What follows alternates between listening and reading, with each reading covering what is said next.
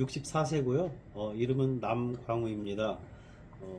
뭐 출생 때부터 고등학교, 대학교, 군대 10년을 제외하고는 보은에서 계속 살았고 보은 사람입니다. 특히 이제 최근에는 제가 이제 그 상주시 화북면 그 우리 보은 속리산 뒤편에 조그만한 그 농가주택을 마련해서 거기에도 이제 가끔 가서 그 자연과 좀 벗을하며 살고 있습니다.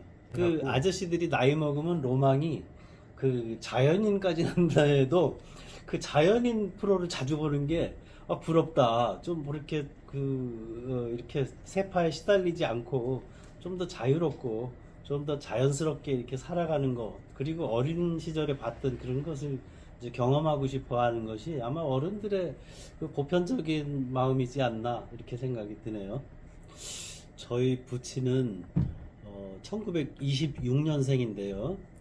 좀그 60이 안 되셔서 돌아가셨지만은 7남매를 두고서 자녀 교육을 위해서 엄청 애를 많이 쓰셨어요. 고생도 하시고 뭐 옛날엔 누구나 다 가난했지만 저희 부친도 농지 하나 없이 이제 그런 집에서 태어나가지고 양복 기술을 배워서 7남매를 다 대학 보내려고 노력을 많이 하셨고, 그래서 그 교육에 대한 부모님의 그 엄청난 뒷바라지가 또 희생이 있어서 늘 부모님에 대한 고마움을 느끼면서 학창 시절을 그렇게 보냈던 것 같아요. 뭐 내가 부모님이 원하는 만큼은 잘 하지 못해도 부모님의 덕분에 그래도 대학이라도 다니고 또 고향에 와서 그래도 이렇게 부모님보다는 조금 더 윤택하게 살 수 있는 것도 아마 부모님의 덕분이 아닌가 이렇게 생각하며 살고 있어요. 근데 오히려 지금 이제 물론 뭐 저 문화적인 시설이라든지 뭐 교육 뭐 시스템이라든지 거리의 뭐 풍경이라든지 이런 게 좀 더 정화되고 뭐 깨끗해지긴 했지만 지금은 인구가 한 3만여 명밖에 안 되는데, 그때 제가 학교를 다닐 때는 한 12만 정도 됐으니까 한 4배 정도가 컸어요. 그리고 사람들이 물론 가난은 했지만 뭔가 의욕에 불타고 또 이웃에 대한 배려심도 더 크고, 또 장날이면 막 그냥 저희 집 근처가 시장 근처였는데 엄청난 사람들이 모여서 장사도 하시고 뭐 사실은 뭐 시골마다 분들이 나오셔서 물건도 사시고, 그래서 가난하지만 경기는 더 좋지 않았나 지금보다. 지금은 이제 어떻게 보면 이제 장날도 장날이 이제 없어지다시피 이제 일부 부분적으로만 이렇게 돼 있고 관심도 잘 없잖아요. 일반인들은 어디 장날이고 그래도. 근데 옛날은 어려웠지만 인구도 많았고 보으니 또 활력도 더 넘치는 시기가 아니었나. 그때가 이제 60년대, 70년대, 뭐 80년대까지 그래 오지 않았나. 요즘 이렇게 생각해 보면 작년만 해도 우리 보은군에 아이들이 1년에 80명밖에 태어나질 않았어요. 그러니까 한 학년이 결국은 7년 후에 80명밖에 안 된다는 건데, 보은군 전체에 그거는 굉장히 좀 앞으로도 문제가 심각하지 않나 이런 생각을 해보면서 옛날이 그리워지기도 합니다. 나는 89년에 했으니까 한 34년 됐네요. 나는 그 첫 직장을 대학을 졸업하고 내가 프랑스 문학을 전공을 했는데 외국어 군대를 제대하고 나니까 제2외국어가 없어졌어요. 그전에는 제1외국어를 영어를 했고 제2외국어를 고등학교마다 독일어든 프랑스어든 일본어든 뭐 중국어까지 이렇게 다 선정을 해서 했는데 그때 당시에 거의 다 없어졌어요. 그래서 제2외국어를 기피하는 현상이 있어서 뭐 1년에 충청북도에서도 뭐 한두 명밖에는 뽑질 않아. 그러다 보니까 교사가 되는 건 틀렸다 이렇게 생각을 하고 자동차 회사에 입사를 해서 이제 현대자동차 보은에 연락사무소서부터 출장소, 영업소까지 이렇게 내가 소장을 하면서 있었는데 그때 이제 옥천에 현대자동차에 근무하던 아내를 만났어요. 그래서 같은 사내 결혼을 한 케이스입니다. 대학 다닐 때 되게 1, 2학년 마치면 그 군대를 그때는 30개월 정도 했어요. 원래 36개월이었는데 저 같은 경우는 이제 교련이라고 그래가지고 대학생 때 그 저 학군단 뭐 이런 걸 해가지고 한 6개월 혜택을 받아가지고 26개월을 했나 그렇게 그 기억이 되네요.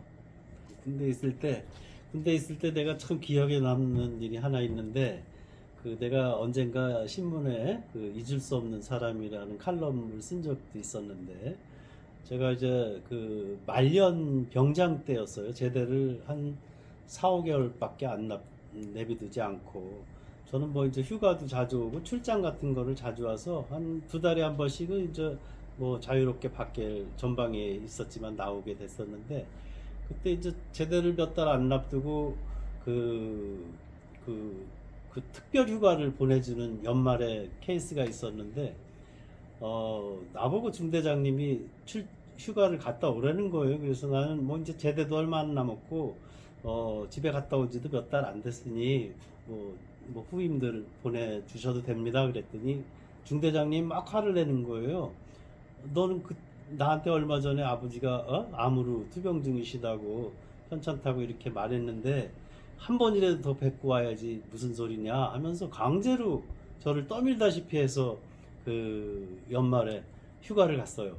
그랬는데 아버지가 돌아와 보니까 굉장히 위독하신 거예요. 근데 우리 때는 군대에 있으면은 그 관보라고 그래서 가시면 그 이제 관에서 발행하는 그 전보로 군대로 연락을 하면 와서 장례식을 보게 돼 있는 그런 거였어요. 편찮으시다고 뭐 휴가를 보내주고 이렇게 안 하기 때문에 거의 군대에 있을 때는 부모님의 임종을 지켜보기가 불가능한 때였어요. 근데 그 중대장님께서 억지로 부모님 한 번 더 뵙고 오라고 이렇게 하는 바람에 왔는데 정말 위독하셔서 청주에 뭐 도립병원에 입원을 하고 계셨어요. 그래서 이제 제가 그리고 한 이틀 있다가 이제 부모님이 돌아가시게 됐는데, 그 직전 제가 이제 그 부대로 연락을 하기를 중대장님, 아버님이 곧 돌아가실 것 같다. 하루 이틀 제가 귀대하면은 돌아가시면은 다시 나와야 되는데 어떻게 하면 좋겠냐 했더니 휴가 나오는 장병편에 휴가증을 며칠 만들어서 보내줄 테니 계속 거기 있어라. 그냥 어디 다니지 말고 병원에 있어라. 그럼 휴가증을 해서 보내주마. 이렇게 해서 제가 휴가증을 돌아가시고 바로 받았고, 그리고 부모님 장례까지 잘 모시고 제가 그 옛날에는 그 부모님의 임종을 지키지 못하면 불효라고 그랬는데 지금 생각해 보면 그 중대장님 덕분에 불효를 면하진 것은 아닌가 이런 생각이 들어서 제가 그분을 잊을 수 없는 사람이라고 신문에 그 칼럼으로 기고를 한 적도 있습니다.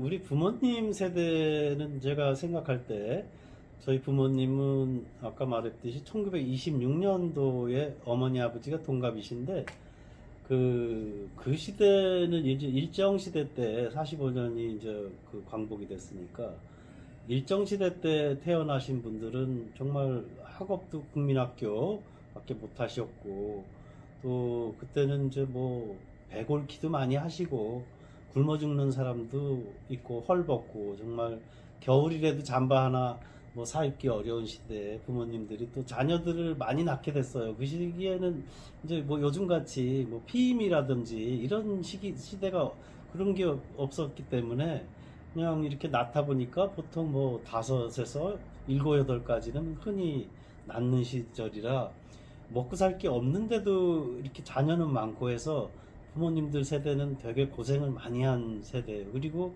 그 못배움에 대한 한이 많았기 때문에 자녀들을 가르치려고 하는 욕구가 엄청 많았어요. 근데 우리 때만 해도 그래도 이제 1960년 전후에 태어난 베이비붐 세대인데 이때만 해도 사실은 결혼할 때쯤은 아마 우리나라가 이제 88 올림픽을 지나면서 한참 도약의 시대에 살았기 때문에 특별히 뭐 신혼이라고 그래서 고생을 했다거나 단칸 새빵살이를 뭐 한다거나 이런 일은 그렇게 많지는 않았어요. 물론 서울에는 다르죠. 서울에는 지금도 뭐 결혼하면은 좀 방업기가 힘들지만 이런 시골에서 살다 보니까 뭐 그런 걱정은 하지 않고 또 큰 고생은 하지 않고 살지 않았나 이렇게 생각이 들고 제 아내는 또 이렇게 그 같은 사내 결혼이었기 때문에 서로를 잘 알았고 또 그 주변 분들이 다 말씀하시기를 집사람이 천사 같다고 그러는데 이제 천사 모시기가 뭐 나는 힘들어도 딴 분들이 다 천사 같다고 그러니까 천사로 알고 살고 있습니다. 네. 자녀는 이제 일남 일녀를 뒀습니다. 위에 이제 딸이 있고 둘째가 아들인데 최근에 결혼을 둘 다 했어요. 하나는 1년 반 전에 딸이 결혼해서 제천에서 교사 생활을 하고 있는데 대학에 근무하는 그 사위와 함께 그 행복하게 지금 다 신혼의 꿈을 펼치고 있고 작은 애도 최근에 이제 한 3개월 전에 그 서울에서 결혼했습니다. 같은 업계에 있는데 뭐 우리 아들은 공부도 잘하고 해서 고려대학교 경영학과를 나와서 금융투자회사에 대리로 근무하고 있고 며느리는 흥국증권이라는 증권회사에서 과장을 하고 있습니다. 그래서 둘 다 안정된 삶을 아마도 뭐 서울에는 집 사기가 어려울 텐데 열심히 노력하면 뭐 남보다 좀 빨리 집을 살 수 있을 것 같지 않나 하는 기대를 하고 있습니다. 손자 손녀는 없고 딸은 이제 1년 반 정도 됐으니까 그 친구들은 그 연애 결혼이 아니라 학교 그 교감 선생님, 교장 선생님이 이렇게 서로 그 소개를 통해서 만나가지고 몇 달 만에 결혼해서 연애 기간이 없다 보니까 한 1년 동안은 연애 기간을 한다 하고 부모님들한테 선포를 하고 그동안은 뭐 애를 낳기보다는 좀 놀러 다니고 연애를 좀 해야 되겠다. 그러니까 결혼을 하고 나서 연애를 한 거예요. 그래서 한 1년 6개월 됐는데 올해부터는 이제 이제 아기 가질 준비를 좀 해보겠노라고 얼마 전에 만났는데 그렇게 얘기를 하더라고요. 요즘 풍습이 이제 애를 안 낳는 사람도 많고 또 불임이 돼서 막 애를 낳으려고 하는데도 잘 안 되는 경우도 많이 봐요. 뭐 요즘에 뭐 식문화가 식사문화 요즘 인스턴트 음식을 많이 먹기도 하고 또 뭐 그 고기류 육류로 이렇게 체질이 되다 보니까 그 이상하게 요즘 젊은 친구들은 그 애를 쉽게 못 낳더라고 옛날 분들에 비해서. 근데 이제 아들 딸 뭐 구분이 중요한 건 아니고 인생에 있어서 그 자녀를 키우는 것이 어떤 행복보다 큰 행복이 아닐까. 물론 초, 중, 고, 대학 이렇게 또 사회 성인으로 이렇게 뒷바라지 하기까지는 부모의 뭐 희생이랄까 또 힘든 게 많아요. 그렇지만 이제 뭐 효도를 바라거나 그렇게 하는 것보다도 그 인생에 그냥 자녀는 하나의 선물이다 하고 받아들여야지. 그것이 초등학교 때 뭐 아기 때 힘들고 육아에 힘들고 중고등학교 때 공부를 못하거나 뭐 좀 말썽 피우면 힘들 것 같고 대학 들어가서 돈 많이 들면 그 경제적인 그런 걸 어떻게 감당하나 이렇게 생각하다 보면 합리적으로 생각하면 애를 안 낳는 것이 정상일 텐데 그게 인생은 아니다. 인생에 꼭 성공이라는 게 무슨 출세를 하거나 큰 높은 지위에 올라가거나 무슨 재정적으로 돈을 많이 벌거나 이런 것도 있지만 자녀를 통해서 자녀를 나보다 조금 낮게 키워서 이 사회 내보내서 이 사회가 돌아가는데 한 역할을 하게 하는 것도 하나의 성공이지 않나 하는 난 생각을 갖고 있어요.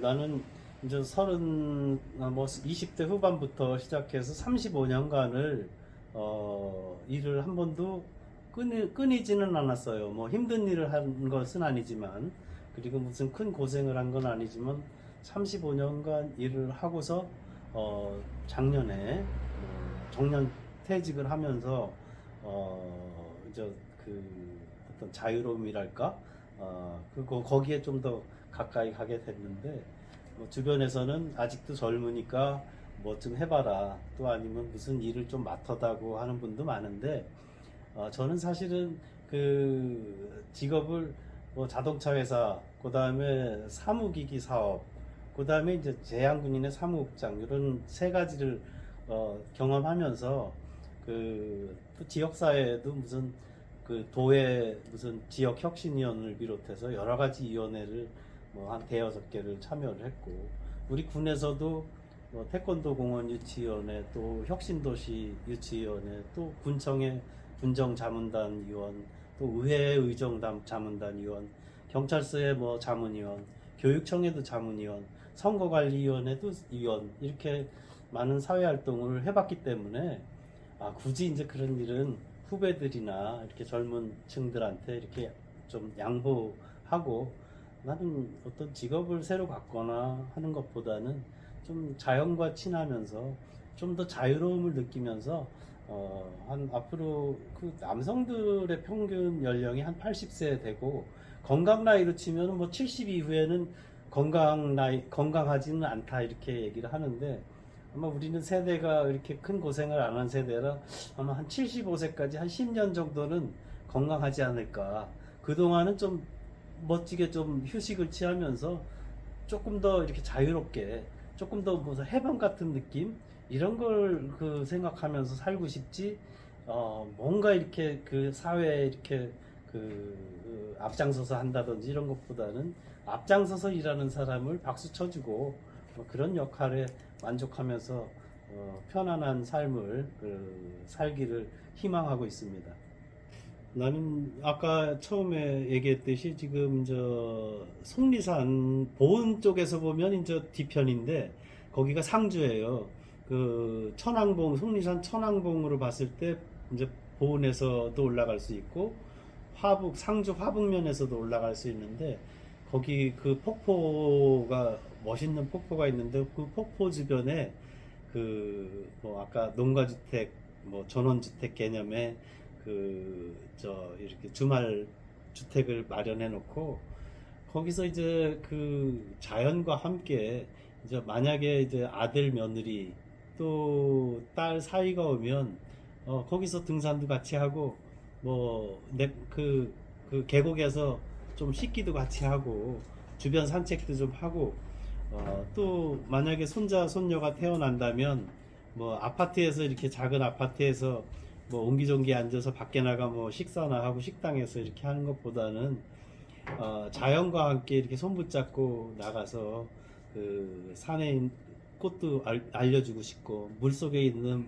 고기도 이렇게 같이 잡았다가 풀어주기도 하고 또 그 이제 각종 뭐 마당에서 크는 쌈채소 같은 거 또 파 뭐 방울토마토 이런 것도 내가 이제 키워보면서 애들한테도 이제 나중에 내가 조금 아직은 익숙하진 않은데 익숙하게 되면 이제 애들이 좀 한 대여섯 살씩 이렇게 돼서 오면은 같이 애들한테 자연과 함께 이렇게 지내는 거를 좀 알려주고 싶어요. 애들 도시에 살다 보니까 어릴 때 어떤 전원적인 서정이랄까 이런 게 어린 친구들은 부족하잖아요. 아파트에서 뭐 태어나고 아파트에서 뭐 학교 다니고 평생 그렇게 살다 보니까 그래서 나는 나 스스로도 자연스러운 삶을 자연 친화적으로 살고 싶지만 앞으로 남은 시간을 자녀들이나 사위 아들 딸 며느리가 오면은 좀 자연적으로 같이 이렇게 즐기고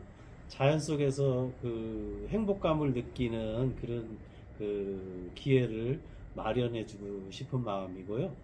그러니까 자녀들한테 부탁하고 싶은 말이 있다면 저희 부친께서 항상 그렇게 말씀하셨어요. 나는 못 배웠지만 너희들은 다 이렇게 공부하는 대로 열심히 뒷바라지 해주마 해서 아버지 자식들이 지금 11명이 교사입니다. 그래서 교장도 3분이나 있고 교감도 2분이나 있고 나머지 대여섯 분 학교에 근무를 하고 있는데 항상 말씀하시기를 나보다 너희들은 조금 더 나은 사람으로 키워야 된다.